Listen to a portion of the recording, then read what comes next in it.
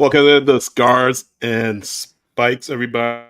Excuse me, gotta clear my throat. Had a little something in there. Sydney and Tommy with you. The aftermath of Atlanta United's 0-0 draw over against the Charleston Battery, but a win in penalties. Tommy, for the first time ever in Atlanta United history, they win a penalty shootout. How are you feeling? Was anyone awake for it still? Well, I mean, it didn't end that late. I mean, I was awake. I think it was more the quality of the game that was I got you. keeping people alive. No, it was great. Josh Cohen, Open Cup hero.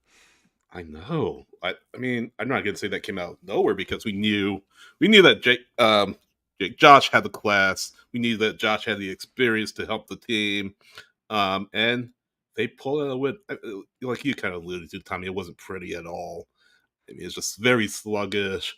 It felt Charleston really came on in extra time, but Atlanta United pulled out the win, fortunately.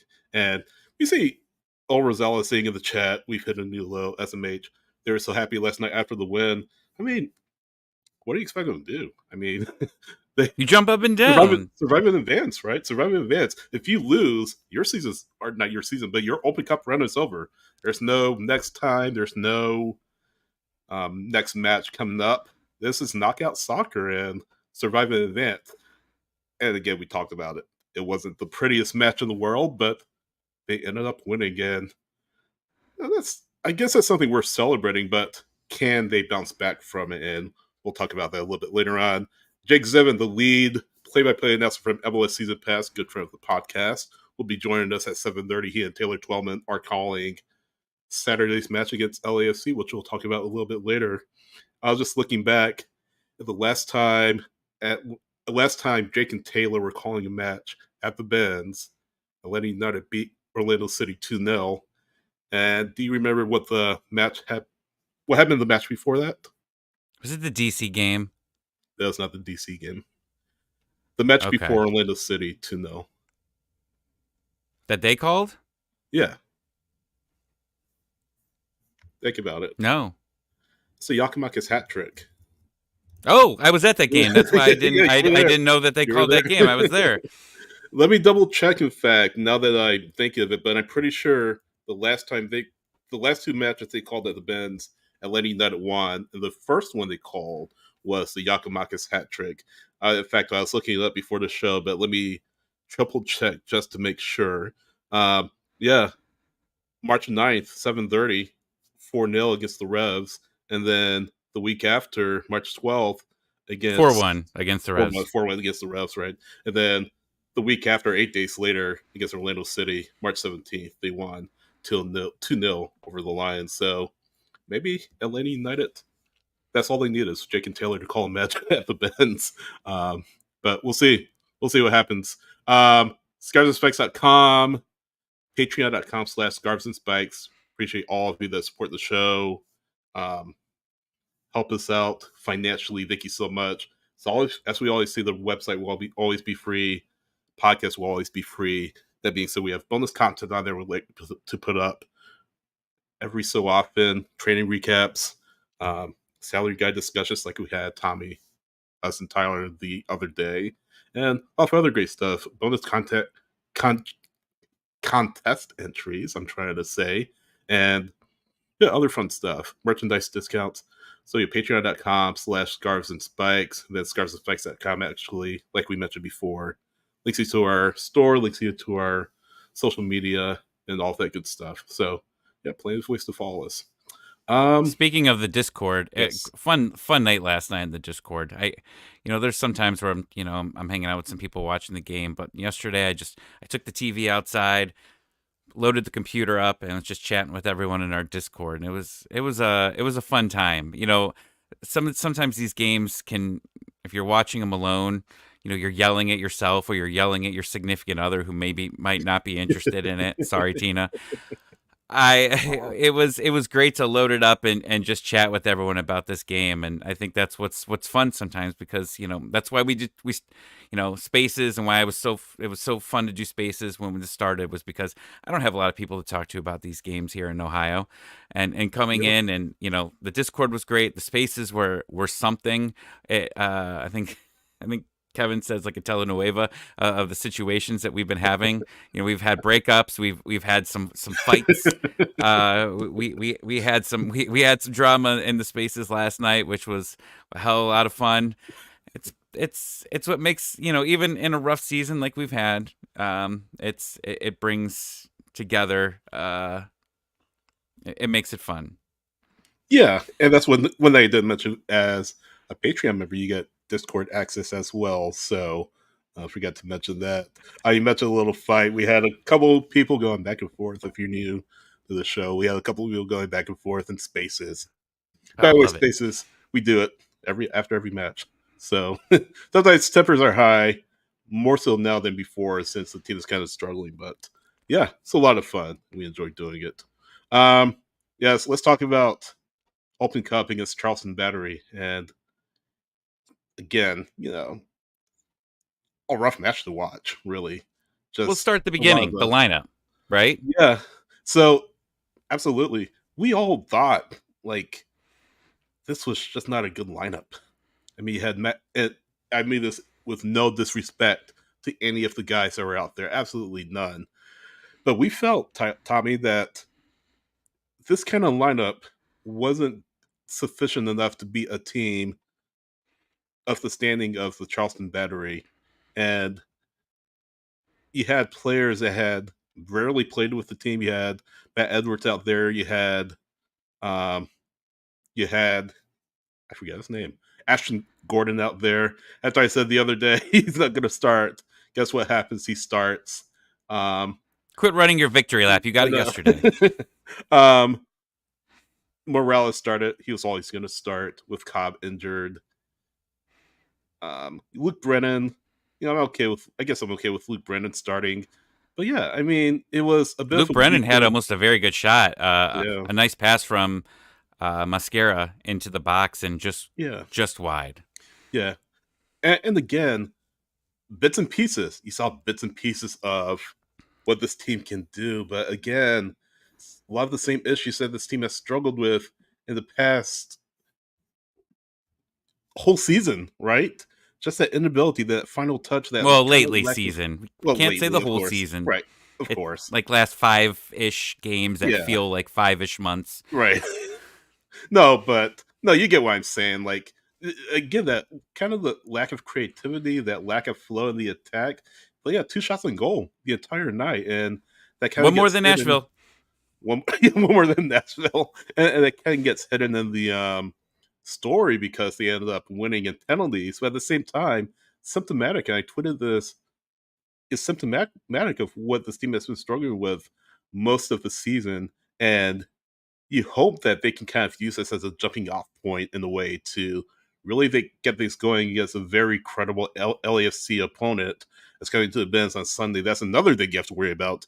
You've not won at the Benz, um, so that game becomes that much bigger because now you have the risk of losing 4 in a row at Mercedes-Benz Stadium. You've never lost 3 in a row. You did that. Now you could extend that losing streak to 4 in a row. And LAFC is going to be a tough opponent. We'll talk about that a little bit later on. This is no slouch of a team, so maybe this can be a jumping off point for Atlanta United heading into LAFC. What are your thoughts? Yeah, I mean the game was there. I expected at least a Silva or a Saba to be available in that game, and I mean I understand the rules, and your bench is a little shorter in this, and Lennon could play at the back or up front, whichever is needed. So I guess maybe that was it. But I think a lot of people really wanted Brooks to get that rest in this game, and maybe Silva was available here. I don't know. You don't, again, like where people were upset about Ronald Hernandez being captain. Like, we don't know what he's like in the locker room, right? Yeah. I saw a lot of those tweets. you don't know what people are dealing with injury wise, fatigue wise, but if there's anyone that's dealing with fatigue wise, it's Brooks Lennon. The guy played like almost every minute last year except in the Cincinnati game, which was Yeah, basically decision day last year. I just was hoping that maybe he was the guy that was going to get some rest, and unfortunately, he had to come in, and then he had to play an extra 30, and then he, right. unfortunately, he missed the penalty, and I'm so happy Yeah, that they got the win because if there's one guy that would have really took it hard, I think it would have been Brooks, if they didn't advance. So I'm glad that the team was able to pick him up right. from there. But yeah, the lineup, we I guess the comments we were making was we thought that they were taking this seriously, trying to take this home. You didn't have Miyamba, you didn't have the wings, and obviously we know you didn't have Almada and Giakoumakis due to injury. You know, there's a lot really to go into that lineup. I would love to just sit down with Pineda and see what he was thinking here. But you move on to the next round. I know the next round is in the first week of July, some between the Yeah, 5th and the 9th. I don't remember where it is. The draw is tonight at 10 o'clock, so we will know who we're playing at then, and then where it's being played. So we'll know tomorrow morning or tonight if you're a night owl, who they're playing. right. Yeah. I mean, I, Yeah, I don't think this is a jumping off point or anything like that for this team. It's like you said, it's all the same problems that we're having. And if you go into this game at the Benz and you're still having these same problems, I think you're going to get wrecked by LAFC. yeah. They've been on good form. They've been getting better. And I'm not going to pretend like I've watched every LAFC game. I'm looking at the results, and the Hmm. results have been showing that they have been pretty consistent for a while now. They were struggling a little bit early on in the season, but they've obviously been Yeah, getting results left and right. yeah. We'll see. There's just really not too much to talk about. Different roster, same issues. You know, I will say, as I've been saying this for a couple weeks now, I don't know much about the Battery, but after watching the Battery, damn, they're fun. They Yeah, are a fun team they to really are. watch. They attack. They're always looking to go forward. At a moment where you think that they're about to get in trouble, or maybe just kick it back to the keeper and hope there. Maybe I'm just broken by Atlanta United how they play. No, they go, and in that last 10 minutes of that match, Mhm. of extra time, we were exhausted. They kept their substitutes ready. I mean they were able to make some subs later than we were, and yeah, I thought it was over. I thought that they were going to be able to get us in a last minute stunner, and it didn't happen. Great. Move to Yeah. penalties. We win. You did Now see Mark. with the I was oh, gonna go say ahead. real quick. You do see Marcanic, their leading scorer and Golden Boot leader in the USL Championship, come out. So that kind of changed things. But Myers, their second leading scorer, um, was still in there. He played all in 20 minutes. So they still had some attacking firepower in the match. But at the same time, this is still a team that you were looking at. That's one of the things I was looking at, right? What does depth look like in? I know the guys were just talking on the broadcast. That depth is going to become an issue. Atlanta United's depth is probably, well, not probably, Atlanta United's depth is better than Charleston Battery. Charleston don't have Brooks Lennon coming off the bench. They don't have Sian Gregerson, Bartek Slish coming off the bench. So that's an advantage. But at the same time, I was still worried that they would Charleston would get one. And you mentioned last few minutes of the match, last few minutes of extra time, they really started to turn things up. I felt that they needed they didn't want to go penalties because that was kind of the equalizer of everything. Because yeah, everyone would be kind of on level pegging. So I think they knew it was important that the match didn't get to penalties, and ultimately it did, and ultimately Atlanta United won, and they advanced to the next round of the U.S. Open Cup quarterfinal in July. Yeah. So I have a question for you, Sydney. yes, When Tommy, you think Atlanta United and the Open Cup, what do you think of? 2019 when they won it all. Okay, so we're That's getting what we're I getting think to where I want to go. Let's continue. So that cup run, what stuck out to you? in 2019. Yeah. Um, Who do you think was the best player of that whole run? Brandon Vasquez. All right. We didn't practice this, I swear, everyone. So I've been thinking about this, and every time I say Brandon Vasquez, I say Brandon Vasquez Open Cup MVP. So I thought here at Scarves and Spikes, we should start having an Open Cup MVP. And I wish I would have thought about this earlier. If we would have had this earlier, I think we both would agree that Firmino would have been MVP of Week 1, right? Yeah. Right. So for this time, obviously, I think we're all in agreement. Tyler would agree that Josh Cohen was the MVP, right? 100%.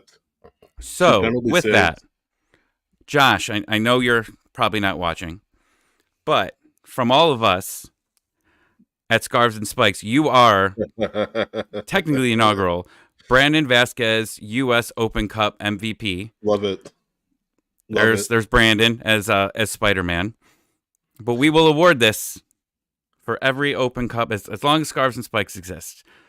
For every Open Cup game, there will be an MVP, and we'll tag Brandon and Josh and Firmino, let him know this. But if you're listening, trophy.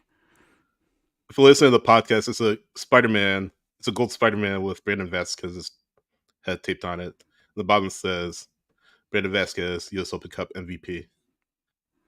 Just to kind of paint the visual picture for those listening. We'll post a picture of it, I'm sure. Podcast. Yes, on social media. So congratulations, Josh. This is a big award. Well done. Yeah, we'll see who gets it in July, right? Firmino had an opportunity to be that guy. He had a couple really nice opportunities. Brooks had a couple nice crosses too, over to him. I mean, there was chances for sure. Let's not pretend like there wasn't chances. It's just nothing happened. Well, kind of switching gears, you got some big news to kick off Wednesday. And by the way, other big news: Saba Lipshin is in the Euro 2024 squad for Georgia. So congrats to him. No, any surprise there, by the way? Whatever. It's supposed to be happy. Look, I'm happy. I'm happy for him, okay? I am. But man, this summer's going to be hard to watch. Yeah, we won't spend a ton of time on this.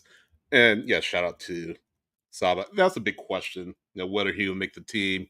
He was left out of qualifiers, but Saba, will be going to Georgia, or will be going to Euros, I should say.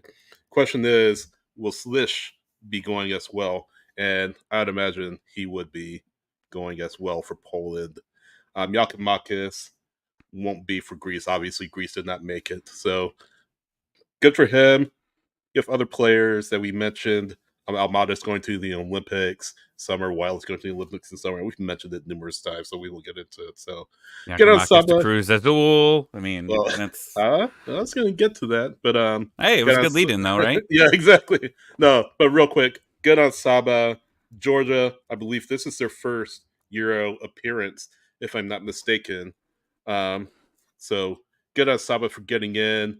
Good on Georgia for getting in as a whole, and we'll be, of course, monitoring their progress as Euro 22.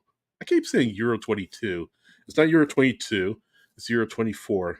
Euro 24 begins next month. But Tommy, we have to talk about the big news, the other big news that came out Wednesday morning. Giorgos Giakoumakis, according to Fabrizio Romano, is apparently keen on to move to Cruz Azul. What does keen mean? What does keen mean? It's a what is soccer journal term, but apparently there's interest. Apparently there's interest, and Cruz Azul submitted I believe it was $6 million bid for Giakoumakis last week. Tom Bogert said it, according to Tom Bogert, but they're still in the hunt. They're looking at Torino's striker, but they're rejected by Torino. So they're looking for Giakoumakis to reinforce their forward core. And according to Fabrizio Romano, there is interest on both sides. Now, Doug was saying, that's probably just agent BS trying to, you know, get Yako leverage because remember, he's negotiating a contract with Atlanta United. He has signed through 2025, not 2026, 2025, but he's under team control through 2026 due to a option he has, or option Atlanta United have for him in 2026. So it could be his agent just putting reports out there saying, hey, Cruz Azul is interested in my client, and we're negotiating a contract with each other. So you don't want to lose your guy, you better shell up the cash. And Cruz Azul can certainly afford $8 million, as Tom noted too. That would be the potential bid. Atlanta United is looking for double of what they paid for him to turn a profit. So they can afford $8 million. They're a big club. But again, they're in a contract negotiation. You look at how much he's getting paid compared to other strikers around the league. Benteke, Cabecita, Surridge, Pookie up in Minnesota, and it's less than that. So this new contract, he's gonna want what 3.5. We mentioned this on Patreon. He's gonna what around 3.5 or so, like that, maybe Yeah. more. And it could be Atlanta United are saying, you've been we know that you've produced for this club, but you can't stay healthy. I mean, your hamstring is an issue, and his hamstring is an issue. So maybe that's something. And I think Joe Patrick wrote about it on fivestrikefinal.com. Check that out. That's an issue. That's something that Atlanta will have to think about. Giakoumakis wants to stay. Atlanta may feel differently because of his health issues. So that's a big thing that they have to take a look at. Yeah, I don't know. I think this is all a bunch of BS. And by the way, just so everyone knows, and I hope he's listening, Zilf, don't do this to people. He is not following Cruz Azul. He posted this as fake screenshot that Giakoumakis was following Cruz Azul today. That's not real. I saw so many people retweeting it and saying this is done. Don't follow that. Please no more people fall for that joke. I just don't think it's going to happen. I think they're going to work something out here. But the injury history does scare me a little bit. But I don't know. I don't really know what to think of it. Right? You got to make that decision, obviously. But he's a great player. I don't think it hurts his value of what they want to pay him long term. We'll see. But you don't want to lose him. I mean, right now you're probably going to be losing Almada at some point, whether it's the summer or the winter. I mean, you're really just doing a full rebuild here of the offense, maybe. I think he stays. Yeah, I mean, I think so. I mean, he's too important to this team, and I think eventually they're gonna have to say, "Hey, you're too important to us to leave. We'll get for what you're looking for." But I mean, it could come back to bite him if he remains injured. So that's certainly a discussion that they'll have to have, and they're certainly what they'll have to look at is his injury history. I'm just concerned if they sign him to a long-term deal or anything like that, that is going to come back to bite them. I'm sure Atlanta United are concerned about that as well. So, got my quick 2 cents. By the way, you guys have noticed that Tyler's not with us. Tyler's actually still in. He's dead? Charleston. No, he's alive. Oh, he doesn't have a hat on. I hate We're gonna that. talk to him I real don't quick. like. Tyler It's came weird. on the stream without a hat. It's so That's weird. Why time to recognize him. On vacation. How's the beach going? Great. Sir? It's going great. What's your shirt say? This guy needs beer. This guy needs a beer. Which is accurate. after the Open Cup match, have you found your beer? The beer and then all this bull crap today about Giakoumakis. Giakoumakis ain't going nowhere, man. I was just about to ask you that. Is it happening? No, we're gonna be all right. We're gonna be all right. Okay, I'll take your word for it. Take the receipt now. Giakoumakis has a good agent. His agent knows what's up. That's my 2 cents on it. That's my opinion. He just got done saying a couple of weeks ago that he wants to stay. He's Edgar. He wants to be here, right? Like he's potentially, possibly giving up playing for Greece to be able to focus on Atlanta United. We're gonna be all right. We're gonna be all right. Freaking Fabrizio Romano doing this crap like while I'm on vacation, man. I don't think he knew though. Well, he doesn't care. You're on vacation. Get out of here.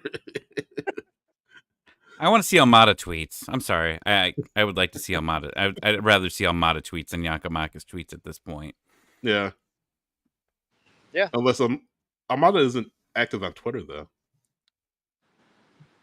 Maybe no. I mean, I want to see rumors. I want to start seeing rumors about him. I thought you meant you want to see him tweeting. It's like he doesn't tweet. No. I would just, I'd like to start seeing rumors of that because I think a lot of us are just preparing for what the long-term plan is for Atlanta United, and I think we all agree that Almada's not in those long-term plans. I want to start thinking, is the summer window a possibility here? Or is it till the winter? I know y'all thought I was crazy when I said winter, that he might not leave this year. But that's what I'm waiting for. I'm waiting for those rumors to start getting spicy. Well, I mean, the Giakoumakis rumors are interesting too. I mean, if we hear more and more of them, obviously there's a little smoke. Not sure there's a ton of fire right now, but certainly something to monitor either way, whether it results in a contract extension or a move. But I feel like Atlanta understands Giakoumakis' importance to the team, and I don't think they'll let him go without a fight. I think it's one thing to, and I guess also to clarify, like we're basing this off of tweets, right? There's not articles out there. Did Tom Bogert even write an article about it back when he did? He did. Okay. Oh. Which is I mean, Woj doesn't write articles. Right. Adam Schefter doesn't write articles about it. It's just you get the tweet and that's it. That's it. It's the tweet. But that's the thing though. Like you can look at that tweet and take it a million different ways, right? Like it's not specifically saying that he's demanding a move. He's not demanding a move. It's not like he's saying like I want out. He's got an agent that knows what the job is. I guess agent may have just leaked it. Yeah, like whatever. I hate the word keen. Yeah. He's keen. Well, that's the thing though. It's a funny word, right? Because keen things, and keen could just mean like, yeah, I mean like if Atlanta United were to not want to give me a little bit of a pay raise and Cruz Azul is wanting to double my money, like, okay, yeah, I might be keen on a move there, but that's not him demanding to leave or saying that he's unhappy or anything like that. I think that's where it's kind of been taken, and I just think that kind of needs to be clarified a little bit more and put out because it's a little off, right? It's a little misleading. I'm not too keen on you not wearing a hat, by the way. Either. Only reason I'm not right now is because it's not around me. Did an alligator steal it? No, I haven't seen any alligators yet. Okay, good. These beach chickens out here, they're vile. Wait, what? What chickens? Beach chickens. The seagulls. That's a thing? Seagulls? Yeah. Oh. You got pigeons. They're sitting. No joke. And you got beach chickens, the seagulls. Look at them. But they're up there attacking people on that balcony right now because they have food. They're no joke. I'm worried about out here. They're no joke. Well, be careful out there. Yeah. We're actually getting ready to head home now, so it's a long 5-hour drive back. But we had a good day. And yeah, y'all have fun with Jake. Y'all have a good time with him. Thanks. So is there any other news? Like, I feel like I've been out of the loop today. No. Well, no, but we just need to hear your LAFC prediction. We'll just get that in real quick. Oh. Before you leave. I'm going to go with a 1-1 draw. Oh, okay. Okay. Better than loss. They're, All right. you got a defensive, not defensive. The LAFC's not typically defensive. They're more defensive than they were. Yeah. But Atlanta has been as well. Neither one of them are goals right now, so I'll go with a 1-1 draw. I don't know about that. Has anybody done research on LAFC besides me? How am I the guy that's been paying attention to LAFC? I got yelled at by Rob that I said they're a good form, and he said, okay. I just read ESPN.com, and I can see they're doing better. All right. You go enjoy your vacation. We have your replacement coming on. Yeah. Have fun. Thanks, Al. See ya. See ya. Well, I will not be there, Tommy, unfortunately, on Saturday. Well, neither time. I'm never there, so there we go. Well, Neros will be there, but you know who will be. But who will be? Oh, see, all right. We had the same idea. Jake Zivin from MLS Season guys. Pass. How's it going, sir? Good. No beef chickens where I am right now in Portland. Sorry, don't have quite the background, but great to be back with you guys. How's everything going? Always a pleasure. Everything is well. How are things in Portland, by the way? Good. You know, we're rounding into summer, which is great. Though we're like in between right now. It'll be beautiful for a few days and then rain for a few days. But yeah, looking forward to getting to Atlanta. Yeah, once again. Yeah, always good to have you and Taylor on the calls from the Bends. We were just talking before you came on. So last time the two of you were at the Bends, Atlanta beat Orlando 2-0. And then before that, Giakoumakis had the hat trick, and he's been in the news, of course, due to the links to Cruz Azul we were just talking about. Yes, so we were just talking. Maybe that's all they needed. All they needed is you and Taylor to be back there to get back to winning ways. I mean, look, I'll say this, right? We left because we did those games back to back. Yeah. And we left thinking that period, thinking like Atlanta United at home this year is going to be must watch. Like they're back. They're going to be flying. They're going to be pouring in the goals. It's going to be incredible entertainment.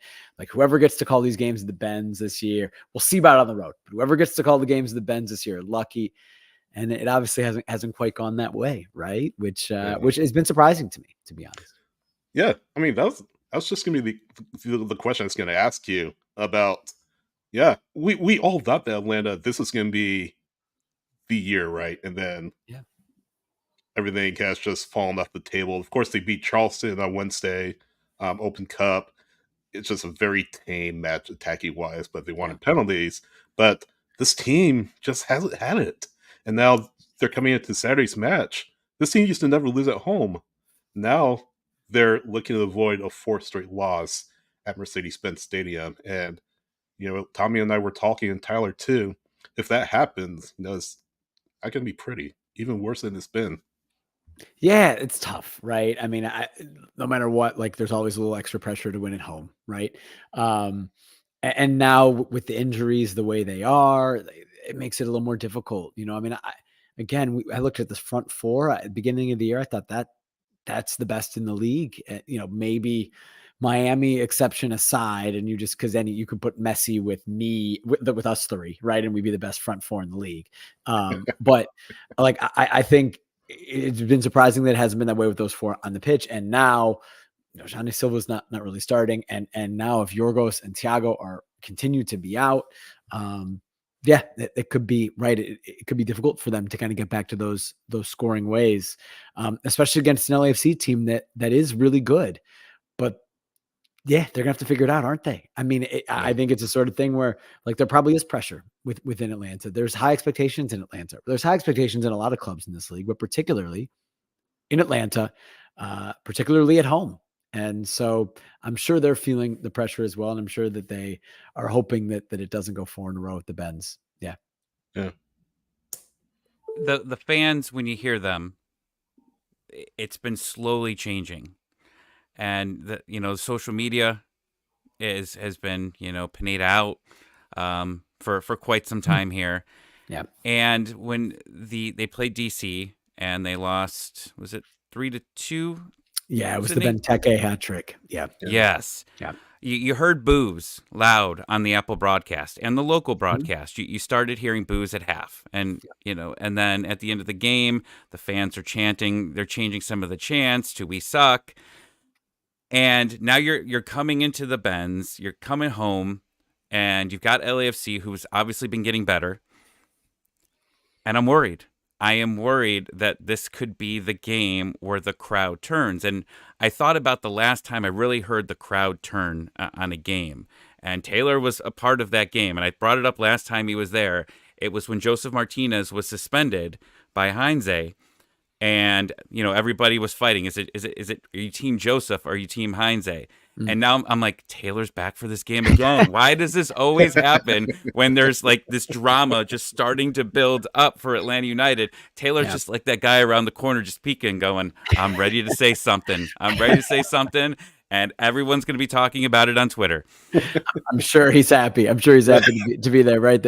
And look, it's a different situation than I think when this game was put on our schedule than we expected from this game, because when this game was put on our schedule, right, we're looking at this should be high flying. I mean, this could be 4-4, like the first couple times these two teams met, right? And what was it, 18 and 19, when they were super high scoring games. We thought, man, like, it's back. LAFC Atlanta, let's go. This is gonna be a great game.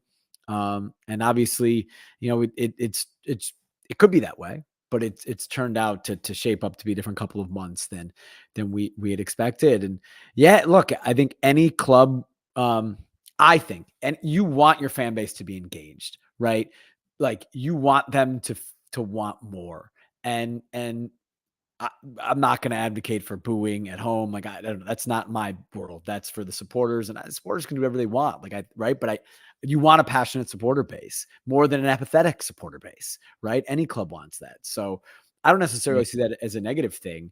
And I'm sure look, there's nobody, I guarantee you, there's nobody that feels like that wants to win more and that feels worse about the form than Gonzalo Pineda does. No. You know what I mean? So I'm sure, look, that head coaching position for any club in the league, there's a lot of pressure, and it's a result-based world. We just spoke to Nick Cushing before this.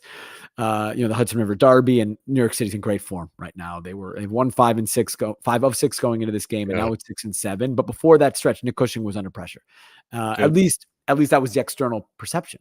And so I think one of my colleagues on a broadcast call asked him about it, and he was like, asked about basically having the pressure off. And he's like, I've coached enough games to know you're either under pressure or you're the coach that's about to be under pressure.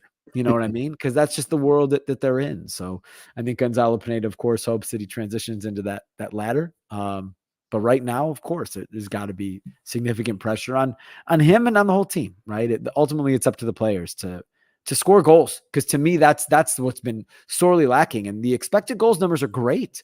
The Atlanta's like underperformed expected goals by over 8. So if you're a believer in that, and that is a sign of at least positive play, right? Because I think everybody could argue the value of looking at expected goals, and I think you have to put it all in context. But they're getting those opportunities theoretically, and they're just woefully underperforming it. The third most underperforming team in Major League Soccer this year. And we did see that for a while, right? Like there was the home stretch. I think it was Cincinnati and Philadelphia. That was happening. But then it all of a sudden seemed like it was a turn, and the scoring, and Pineda said it, the XG's there, right? We're just not finishing. Yeah. However, now the performances have been that the XG hasn't been there. Right. And the performances that they're not creating scoring chances. And, even yesterday in the Open Cup, I understand, it was a severely different lineup. Right. Yes. But it seemed like it was the same play that we saw against Nashville. Yeah. They weren't, they had one shot on goal, and it was a banger by Sleesh to get the point in Nashville. And that's, so now that the XG argument, now the fans aren't buying it as much because you're not creating those chances. And I think that's what's getting fans nervous about this. And then, oh, by the way, I don't know if you and Taylor are doing the game on Wednesday.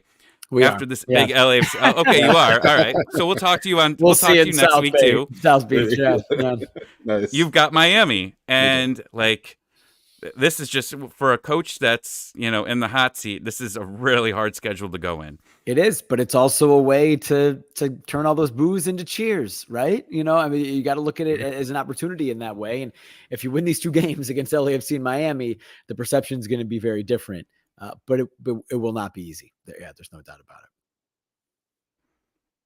So, Jake, we're kind of talking about Atlanta United and how earlier this season we felt that they'd be doing much better by now, and obviously they haven't. I'll give you another team just in my mind that I guess, well, personally, I thought they'd be doing better are the Revs. And, things are just gone terribly in New England thus far under Caleb Porter. In your mind, what teams have kind of outperformed what you expected coming into this season, and what teams around MLS have sort of underperformed what you expected? New England certainly, right? Yeah. I mean, they're top of that list, I think, for underperforming. I thought that they would contend in the East. The East is so good. That I legitimately, before the season, I think you could have argued 9 teams at least winning the East, right? Like, have a legitimate good argument that this team is going to win the East. And I wouldn't have put New York City or the Red Bulls or Toronto or Charlotte in that category. And that's 3 through 6 right now, right? And the teams below are Columbus, Philly, Orlando, Atlanta, New England, even maybe Nashville. I would have put it in that category. So, but New England by far and wide have been, I think, the most disappointing team.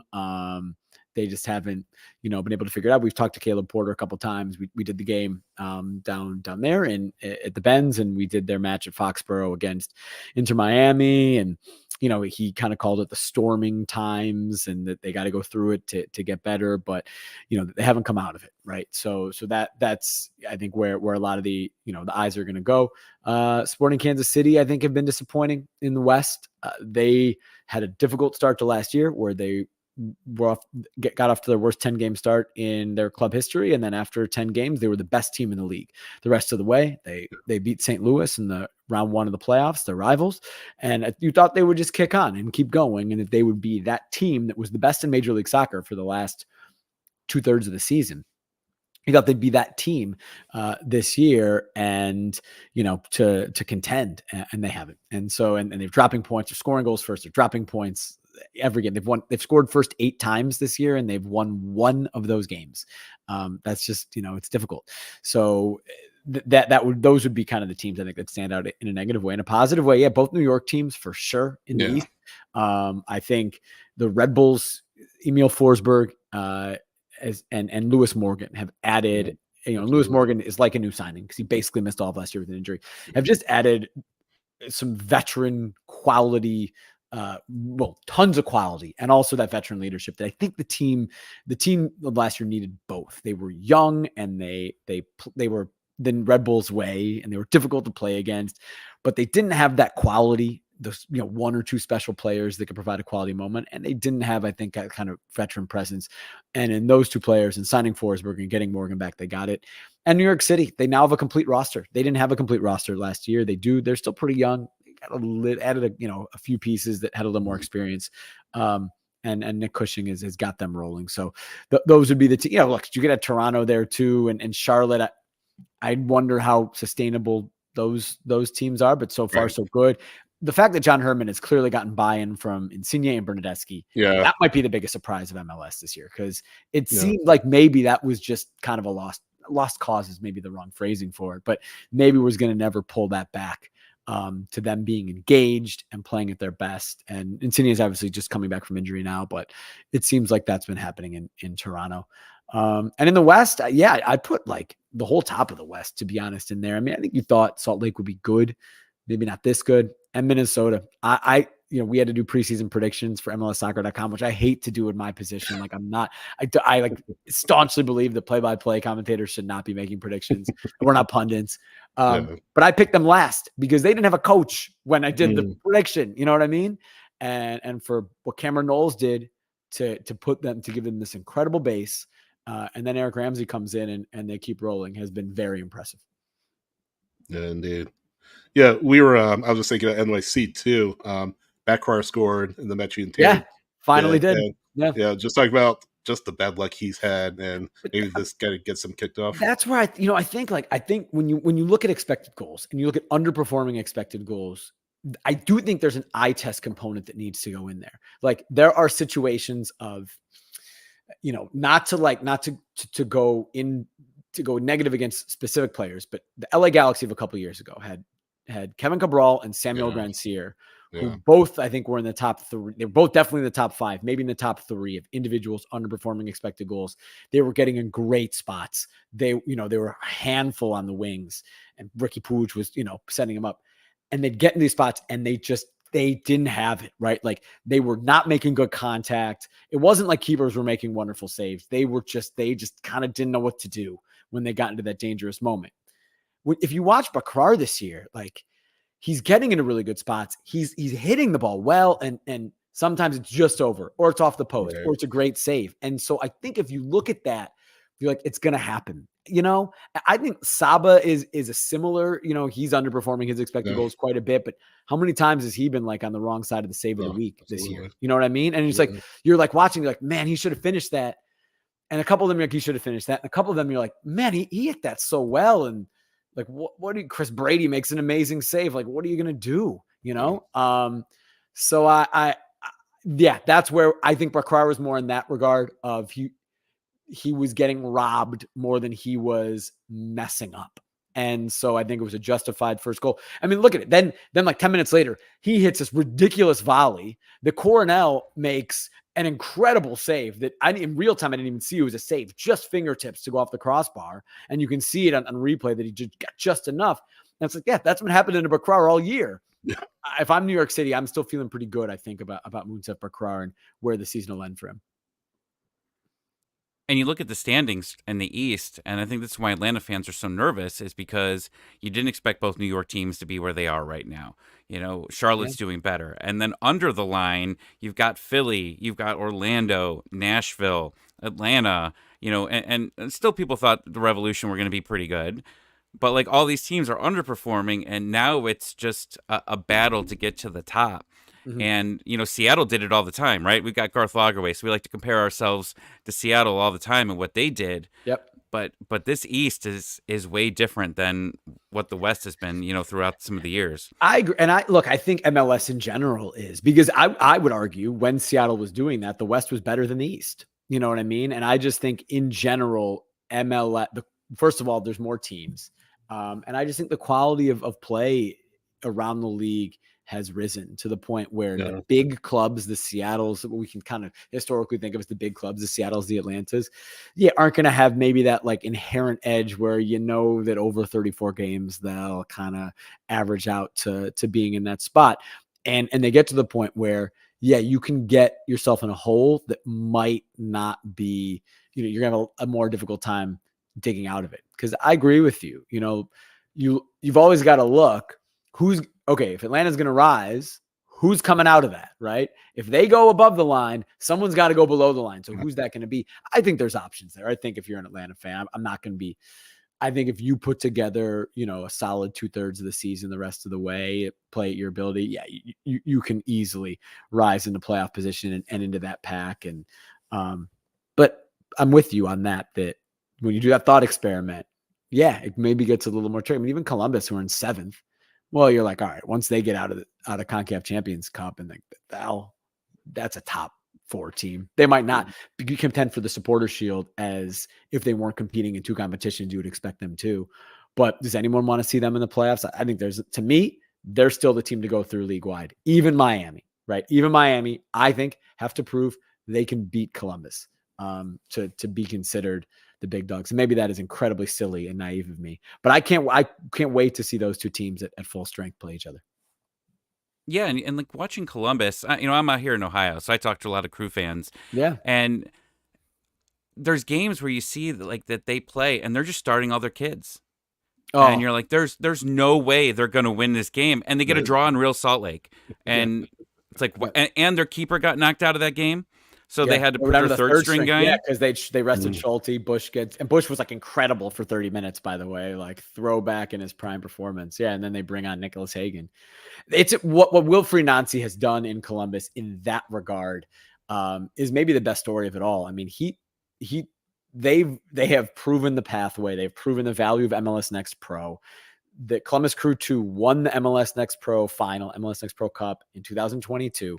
Wilfried Nancy became the head coach, trusted several players from that group, Sean Zawatsky, Max Arfston, Mo Farsi, Patrick Schulte, to be incredibly important members of the team that would then go win MLS Cup the next year. Oh, and Columbus Crew 2 still got to the final, the MLS Next Pro final in 2023 as well, even without several of the important contributors from the team that won the year before, now basically being first team players. Just so impressive how they did that they did that. And man, I don't think, to be honest, I don't think that gets enough talk about Will Fernandes. And he inspires that confidence in those players. And they don't play like MLS Next Pro players, right? Like, they don't play like inexperienced players. They play like guys who are seasoned pros, who have all the confidence and experience in the world. And it's incredibly impressive. And that's a big reason why they're as successful as they are. It's like plug and play with them, right? I mean, so many guys can play so many positions, and yeah, it's impressive. We're jealous. That's really what we are. Yeah. Every team in the MLS should be right now. Right? Yeah. I mean, and they're the defending champs, and it's like I said, to me, they're still on top of the mountain in Major League Soccer until somebody knocks them off. And in a week and a half, we might be talking about an historic achievement of being the second team in the modern era of the CONCACAF Champions League / Champions Cup in its current format in MLS history to win that tournament. Got to ask you, do you feel they win? Do you feel they beat Pachuca here in the week? I don't know. Yeah, that's interesting, right? Like I said, I don't like to predict, but especially games I'm calling. I think you got it. Look, I'll back Columbus. I mean, they've shown no reason not to in finals. They've done it in these 2 straight second legs in Monterrey against Tigres and Monterrey. So certainly, if I were a betting man, which I'm not, I'd probably side Columbus in this one. I think. I just think they're just a team that has no fear and they're just ready to go in finals. But Pachuca is too, But I wonder if the layoff for Pachuca will be positive or negative. They're going to be well rested, but they also won't have played a match in a few weeks. Columbus will be in rhythm theoretically, but they have to travel, so we'll see. So how do you? Oh. No, go ahead, Tommy. I'm sorry. To get back to Saturday, LAFC. Like I mentioned right before you were coming on, I haven't watched them a lot, but I'm looking at the score lines. It looks like they were worried. Their fans were a little bit worried about them early on. Yeah. They seem like they're in good form. It seems like they're scoring. They're not allowing a lot, which is kind of the opposite of what we're doing right now. Yeah. What can you tell us about LAFC? Yeah, I think they are rounding into form. I agree with that. I agree with your assessment of early in the year. It was like, what's happening here? That the team has a massive lack of depth to them. Like, you look at their roster. When I prep for a game, you prep for every player on the roster, right? The 16-year-old homegrowns and the sure-in Golden Boot winners, right? And so you have all the little player cards, and usually there's 30 player cards that you make. And first we did the LAFC's opener against Seattle, and you get to like 21, and that's the roster. It's like, wait, what? Like, where's everybody else? They had a roster overhaul in the winter, and I think they felt like they needed to. Several players they brought in just didn't work, and they just needed to move on from them, and they did, but they didn't necessarily replace them, which is okay. Their starting 11, incredible to me on paper. You're like, yep, that's a top team in MLS, but then they're just didn't necessarily have the depth behind them. That's going to change in the summer. We know they're adding Olivier Giroud. They already signed him, so we know he's joining. That's official. That's going to be massive. And until then, the team is well good enough to maintain where they are, and I think round into form. They're up to 5th in the West right now. They're 3 points behind second, as you said. They're now scoring goals, and they're not conceding goals. They played Loudoun United last night, but because they didn't play on the weekend, they had Saturday bye. Right. They played basically a first team, and they win 3-0, coming off of a good 2-0 win at St. Louis. Before that, at home 3-0 over Vancouver, a team that they just have their number. It's like it's always 3-0 when they play Vancouver. So they're feeling really good right now. 3 straight multi-goal clean sheets. The one at St. Louis, right? You're going to be really happy about that. That's a good result. They conceded an early penalty, but Hugo Lloris, who's not great historically on penalties, made a save. And from there, Bouanga does Bouanga things and ices it in the very end. I think they're a dangerous team, as they always have been, and I think they're in pretty good form for where they are. And I think that like the Bens, they haven't been great on the road. That win over St. Louis was important because it was the first road win they had 1 point in 5 games on the road in MLS play before beating St. Louis. So that's important. But if that kind of gets them going on the road and you get them in the Bens where it's so expansive, and if it's an open game, normally if you're Atlanta, you want an open game at home, right? But if they don't have Almada and Giakoumakis and LAFC has Bouanga running at you and Oliveira, you don't know if you want that game to be open anymore, right? So it's interesting. Yeah. I know you like to do predictions, but can you blink 3 times if you think Atlanta's in trouble? I'm gonna see how long I can go without blinking. Right. So there's 0. I'm watching. My eyes are gonna get really dry. Yeah. If they're really red on Saturday night, that's why. That's why. Fused. That's still not blinking, Tommy. Yeah, I'm still not blinking. No, definitely not. Definitely not. Yeah. Oh man, yeah. No, I don't. Yeah, I look. I think it's MLS, right? And I think it's going to be a really good game, an intriguing game, and if Giorgos and Thiago can't go, then look, that changes things. We haven't talked to Gonzalo yet. We'll talk to him tomorrow. I'm curious to ask him about Jean de Silva, right? Who hasn't started in a long time. And man, I thought he was so good last year. I thought he was so good. I thought, and with him and Saba, I thought he was more dangerous than Saba when they came in last year. But clearly, it's been Saba right this year. So I don't know. Yeah, I look forward to talking to Gonzalo tomorrow and for the first time in 2 months and, seeing how he's feeling ahead of this game. Jake, we'll kind of cut you loose here in a second, but before we go, it's coming up on match week 14 or 15. I lost count. Out of all the matches you've done with Taylor this season, what's been the moment that stands out to you personally? You're talking about like with Taylor or just like the games that we've done? Oh, with Taylor or just in general? Taylor's very unmemorable. So the moments are when we go our separate ways at the end of the day. It's great. It's great traveling with Taylor. Always enjoy, getting done with the game and having a beer afterwards and just kind of decompressing. We've called some great games this year. We've been really lucky. The game in Arrowhead to me was special. I'd never been to Arrowhead. It's a beautiful stadium. It was a gorgeous day. And so my wife was also a sports anchor reporter. She worked in Indianapolis for several years. Okay. So she covered the Colts. So she had been to Colts Chiefs games at Arrowhead. And, I texted her. I was like, man, this place is great. Like you think of a lot of the NFL stadiums, and I'll lump the Bens into this. They feel big and expansive and cavernous. When they're full, that is incredible, right? The MLS Cup 2018 was goosebumps for me. Like being in that building for an MLS game and that type, it felt so massive. It was awesome. But Arrowhead, 70,000 people, it still felt intimate. Like it didn't feel like there was a bad seat in that stadium. We had a gorgeous, our view from the broadcast booth was just perfect. That was really cool. It was a really special game, special occasion. It was great and wonderfully entertaining, of course, between Miami and Sporting Kansas City. So that game for me right now stands out as probably the best that we've done, or just the best game, but just the most memorable game and broadcast that we've done. But we've been lucky to be on a lot of really good ones and great moments. Hell is real. That derby's legit, man. Yeah, and so is Sporting Kansas City, St. Louis, also legit.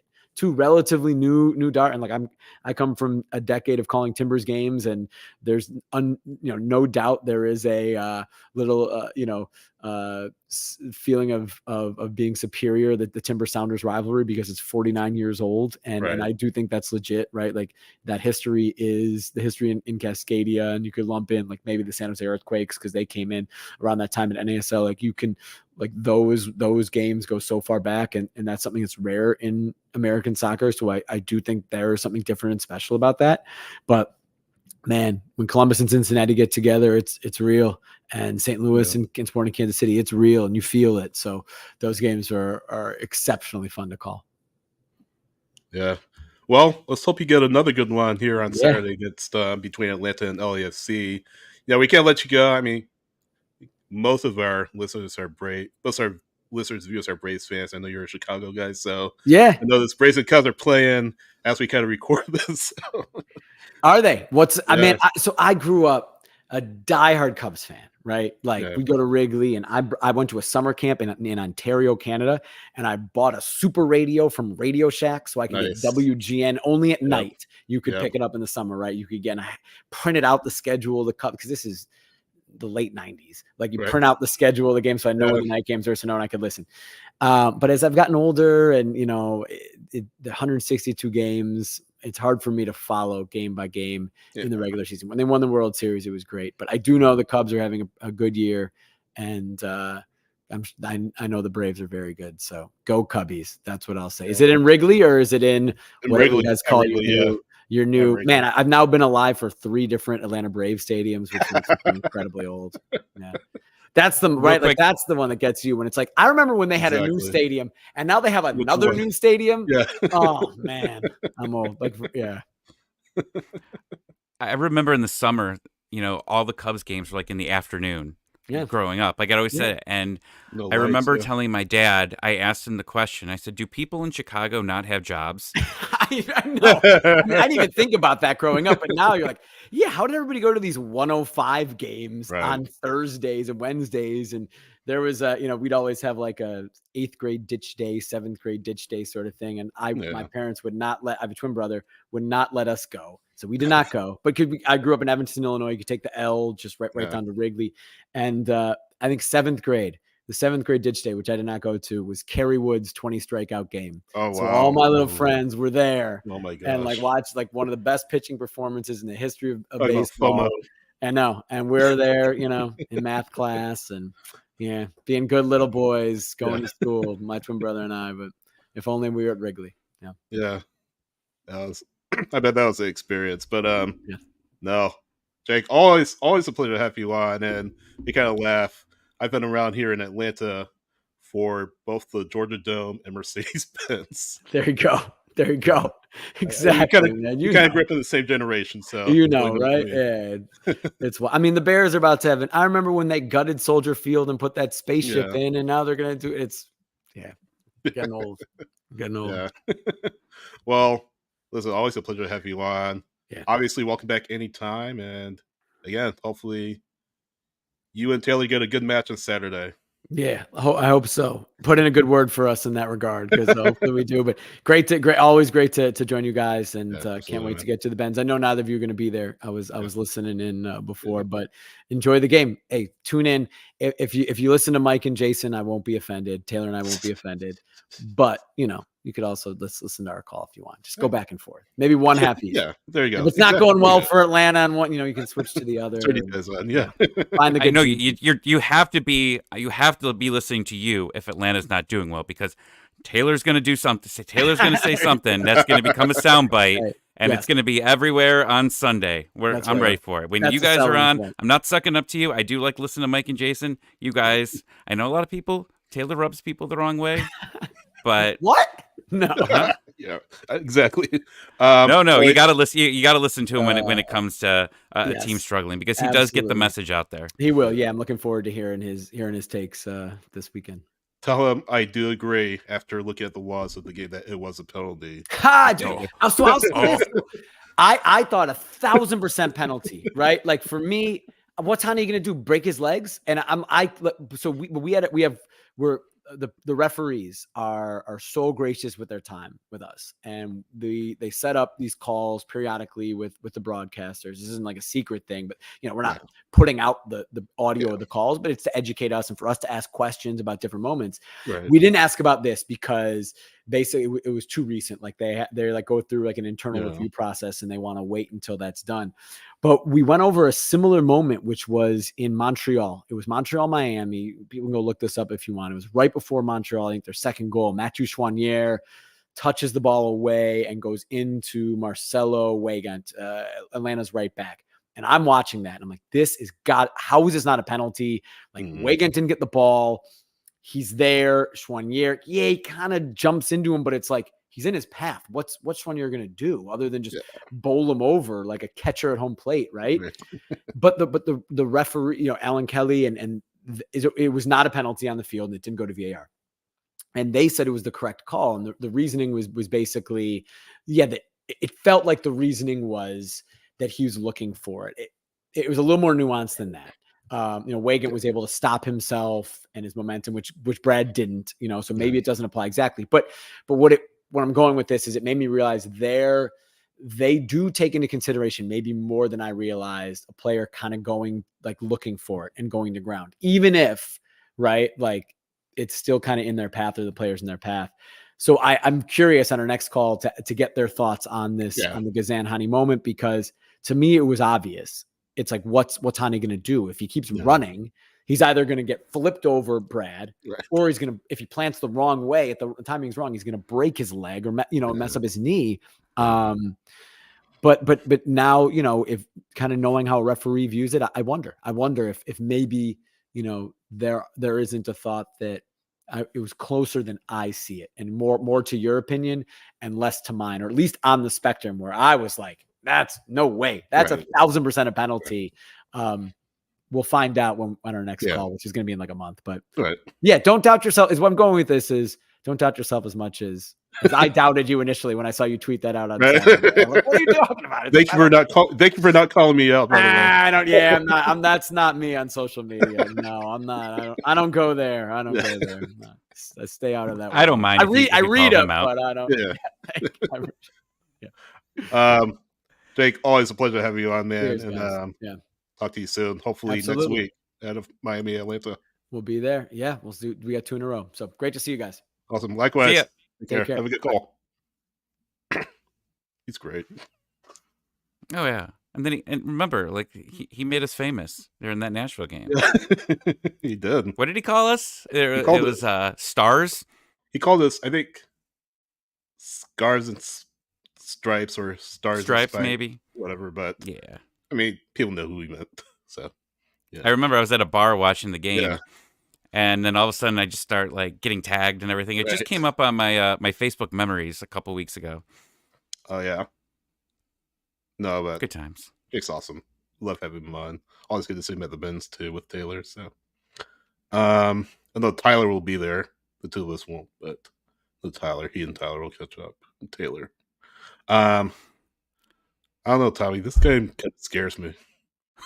Well, that's why I asked him, because I wanted to know, because I didn't want to just look at the, I mean, that's the lazy way of doing it. But hey, you know what? That's what I'm going to do here, because MLS is terrible at scheduling. They don't understand that we do spaces after the game, so I'm a little bit busy at that time to watch the 10 o'clock games. Sure, let them know next time. Hey, we have spaces. Right. Yeah, I know we said it last year, but I still really hope that they start spreading these games out a little bit more, whether it's over the weekend. I know they like, the whip around show, but I like watching MLS, and I just unfortunately don't get enough time to be able to do that. I would love to just sit down with a drink at 1 o'clock, and like I do on Sundays for football, and just be like, entertain me, MLS. I'm not leaving this couch until I go to bed, and I just haven't got that yet. But yeah, I'm scared. No. I'm very scared of this game. Looking at the lineups that you have, we had to deal with yesterday. I expect Silva to probably start at this point, right? They've been babying him, giving him the minutes. I assume that this is to prepare the Silva Saba, to be there. I expect Rios to be back in there, and then we're probably gonna get Miumba back in. I mean, we're gonna definitely get him in here at this point. Yeah. But what else do you do in the midfield here? Because Nick Firmino is beat up. I mean, he looked beat up. He looked exhausted. I don't think he's going to be ready for this game. What do you think? Who do you put in there though? Do you put do you kind of change your tactical layout then? Do you go 4-3-3, a straight 4-3-3? You kind of did that against Charleston, didn't you? So I'd assume they may do it again, because you don't have that true number 10. And Firmino has played, 90 minutes against Nashville, didn't he? He played the whole game against Nashville. They played the whole game against Charleston. So he's banged up. He's winded. So maybe that means a 4-3-3, a straight 4-3-3. Just have the 3-man midfield with Limba, Sleesh, maybe Jay Fortune in there. Maybe half them. I was thinking Fortune too. Yeah. Maybe half them at that midfield. Maybe have Limba cutting inside or Sleesh. Maybe that, so to speak, number 10, because Sleesh can get you into that attack. He can be that link between the midfield and the forward core. So maybe he kind of cuts in behind just a little bit behind that striker position. Not as a true number 10 again, but maybe he's kind of close to it. But then, yeah, like I said, maybe that 3-man attacking, 3-man midfield core. Maybe who do you put up front? Do you start TRA again?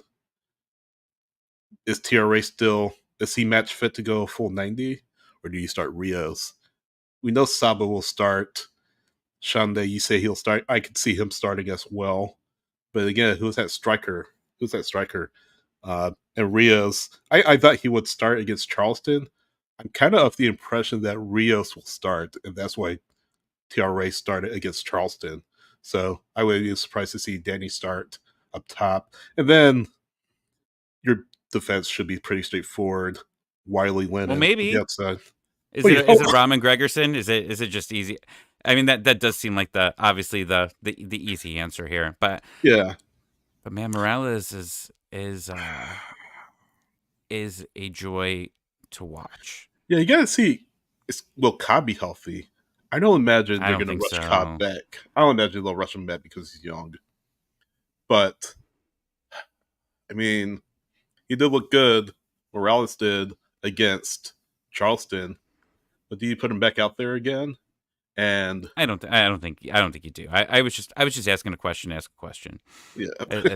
Because I've been seeing, I saw a couple of people say it, and that's been a bright spot for me this year is just watching Cobb and Morales and seeing the depth that we have back there, because if you can get a couple young players to be able to continuously play in the lineup, I mean, it just helps you so much cap-wise to, not have to have a Brahm on here. And I know we keep bringing it up, and it's not that I don't like a Brahm here, but I like winning, and I like being able to have room to fill in spots. Have an actual Almada replacement.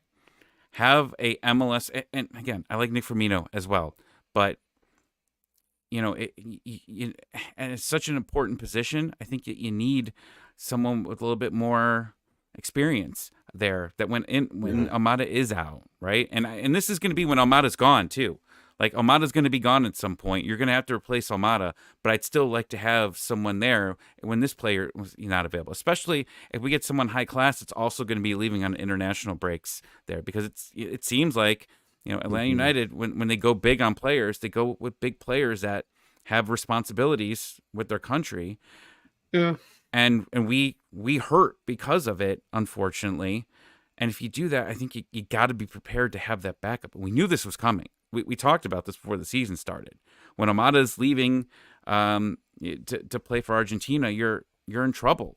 You're in a lot of trouble. And unfortunately, we're having games with injuries now, so you're missing him for more games. And Patrick put in there like you're hoping that he's good to go, right? And I don't know. I mean, we'll see what the availability is as the weekend gets towards, but I don't see them rushing him back here. Maybe I'm wrong. Yeah. So, look at the match. What are you feeling from a prediction standpoint? What do you think? I'm so sick of being negative, man. I really am. I am. Like I predicted a 2-1 win yesterday. And that didn't happen. And I predicted a Nashville loss. But I can't. Bouanga, I love watching him. Absolutely. And I haven't watched a ton, but I saw him at MLS Cup last year. And, even in a game where LAFC wasn't that good, he still was the bright spot of watching him. I love watching him play. This game is going to be completely on Slish and Gregerson and Abram to be able to hold this team in control here, right? If they could do that, God, I won't even say like a 0-0 draw.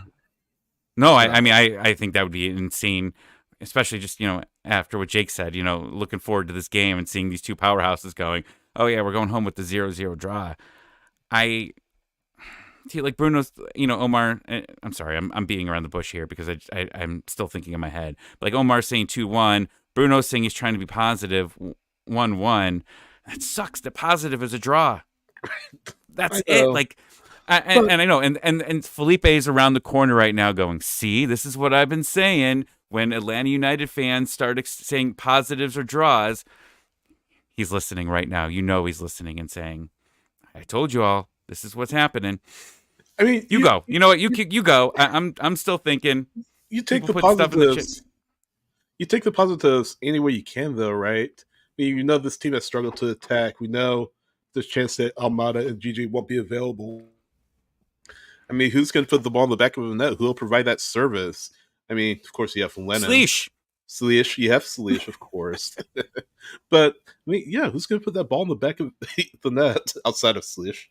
That's something you have to grapple with. And, again, you take the positives as they come. And I think if Atlanta United, and I hate to say this, I think if Atlanta United don't lose the match, that would be a positive. Because just given the quality of team that LAFC is, given the weapons they have, Wanga, Oliveira, guys like that, Timothy Tillman, another player that's been a quiet performer for LAFC. If you can limit the damage that LAFC are capable of and come out and really give a strong account of yourselves, I think the fans will see that there's progress being made, and maybe you can make something out of this. Not the next half of the season, but this next chunk of games coming up. You'll have it all to do against Miami, I know that. But maybe you can get something out of this match. Maybe you can get a 2-2 draw out of it somehow. Maybe a fluky goal here and there. You just said who's scoring the goals. No. You just said 2 goals? Said who's scoring the goals. Now 2's happening? Who's scoring? I said fluky. Maybe you get a penalty in the box. We had a fluky game already. We had a penalty that happened, and then a Saba off the own player's goal. Well, maybe sometimes you need those kind of little breaks to fall in your favor. So maybe you get a blast from distance like you did with Slish against Nashville. Maybe you get a penalty called in your favor. Maybe you convert. Maybe you get something like that happening. But I think they have to at least get something out of this to give fans some promise, to let them know that, hey, we're not dead yet. We still have something in us. We still have a heartbeat, and we can kind of make this push up the standings, and hopefully Gigi and Almada are back soon, and when they do come back, hopefully they can really drive this team. So, I don't know. I'm hoping they get something out of it. I feel like, yeah, I'm going to say 2. You're beating around the bush, too. I'm going to say 2-2. I would do anything for a 2-2 game. Anything for a 2-2 game. After what I dealt with yesterday, plus extra 30 minutes, plus penalties, I would do anything to watch a 2-2. If I could hear that train horn twice, then my Memorial Day weekend is fantastic. What are you doing this weekend, by the way? What else are you doing as we kind of close? I got some family things, family things. I don't know. My plan was to watch the FA Cup final at 10, a WWE pay-per-view at 1, cook out, and then watch the game at 7. But I found out I have a family party, which ruined it. Gotcha. Yeah. Gotcha. Damn wife. Don't say he's sleeping on the couch. Oh, I'll show this to her later. she tried to do the thing where she was just like, fine, then you just stay home. And like, I know that's like keyword for like, fine, you're sleeping on the couch. Basically, she's gonna act like I shaved my beard off and ignore me for a couple of days. I can't do that. So the FA Cup finals in in the works with some mimosas, and then take a break, stay off social media, don't see the pay-per-view spoilers, and then get ready for Atlanta United. Finish the mimosas that I didn't finish in the morning because I had to go to this party. I'll be I'm out of town. I'm in Texas. I'll be with family over the weekend as well. So hopefully we'll get to watch the match. We'll see. Pretty sure I will, but hopefully we'll get to watch. Hopefully it's a good result, Tommy. Well, 5 Stripe Dog says 3-0. Not Atlanta United. I've come to it. Taylor Twellman is doing this game because Taylor Twellman. I'm blaming my prediction on Taylor Twellman now. This game is going to be a shit show. That's my prediction. I think Atlanta loses 2-0. Wow. I think this. I haven't felt good. Jack is agreeing with me. 2-0 LAFC. Look, I know we got yelled at. You guys got yelled at last week for being too positive. I'm evening this out. Evening out.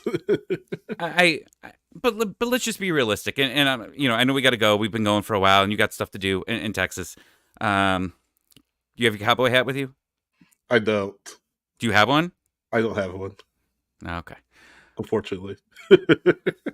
I just don't see. I like I said to Jake, like, yeah, the XG was there for a lot of games. And you're like, okay, the goals are coming. The XG's been going down and down. And you played a Nashville team on the road. I get you got the draw, but it was one shot on goal. And there weren't a lot of convincing moments where you had that. And if Almada and Giakoumakis aren't available and you have to keep playing these guys that you have to play, they're not terrible players, but unfortunately they're just not up to the standards of some of the teams that we're going to be playing.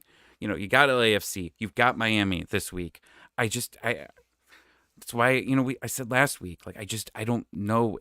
I don't know if Pineda makes it by the end of this month here. Unfortunately, it's just that it's the scheduling gods putting this here at this point.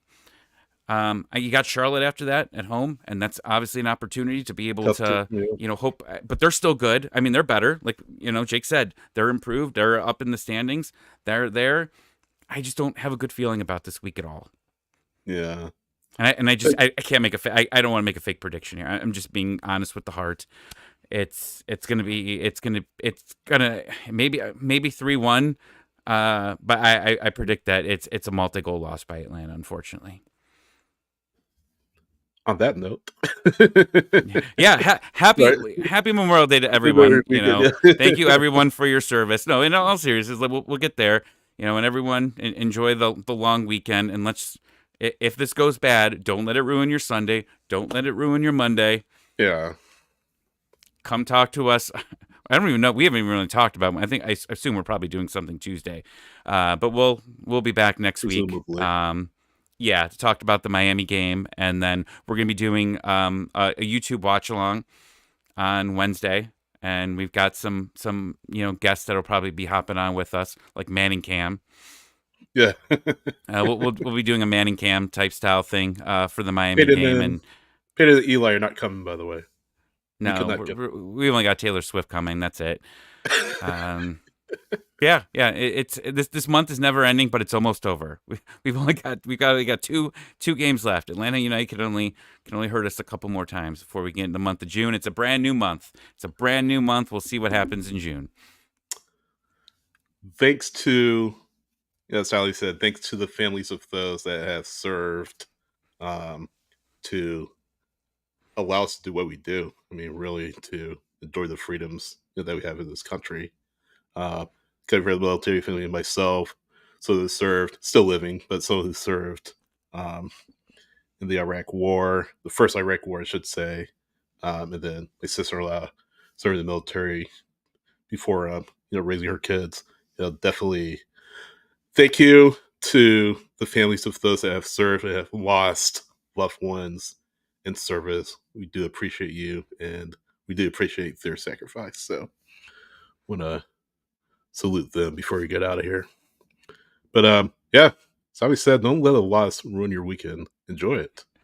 Enjoy the But if weekend. It's a win, you party hard. You Exactly. party as hard as you can. Exactly. whatever you do to party, you know, Sydney's going to drink a gallon of water.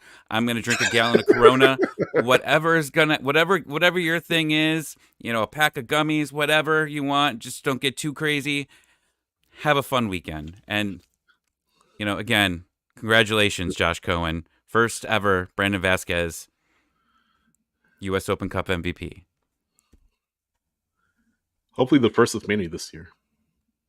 Well, give me out the what, 3 more? You get it's 3 more. Right? Three more. 3 more. Quarterfinal, semifinal, final. If we don't have a silver salve in the next game, I'm gonna freak out. And go Detroit. I want Detroit to win tonight, so there's an actual opportunity maybe for me to drive over to Detroit if Atlanta, you know, draws Detroit. That'd be fun. Yeah, we shall see. Yeah, scarsandspikes.com. Join us there. Patreon, X, Instagram, Threads, sometimes the whole 9 yards. Thanks as always for watching. Thanks as always for listening. And we'll see you next time. Are you staying at a hotel? Yes. What hotel is your choice? Well, it's my girlfriend. Well, not the specific, but like what kind of hotel is it?